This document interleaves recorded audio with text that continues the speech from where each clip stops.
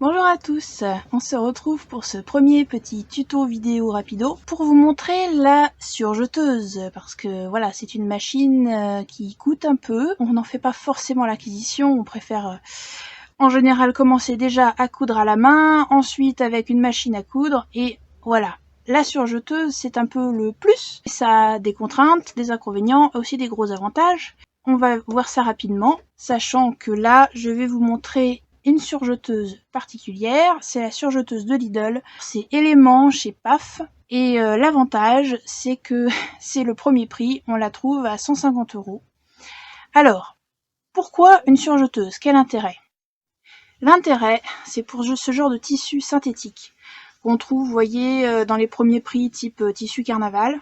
Quand on le découpe, ça devient le tissu de l'horreur.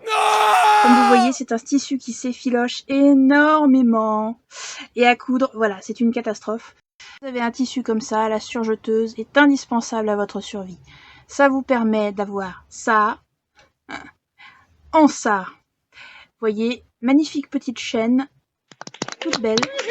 En même temps, ça coupe le tissu, ça fait quelque chose de nickel. C'est ce qu'on a en fait sur nos vêtements industriels, c'est comme ça que c'est fabriqué. Donc, pour ça, surjeteuse.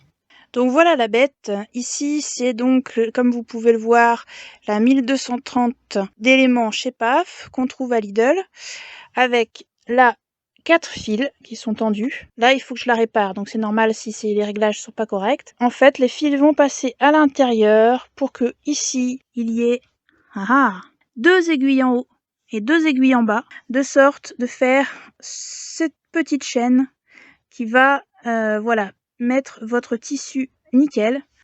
Maintenant, l'inconvénient de la surjeteuse, c'est quand elle bug. Surtout celle-ci, la surjeteuse Lidl, a tendance, il faut reconnaître, à bugger assez fréquemment. À ce moment-là, il faut tout réenfiler. Et c'est une procédure qui prend environ 10 minutes à peu près, quand on est rapide.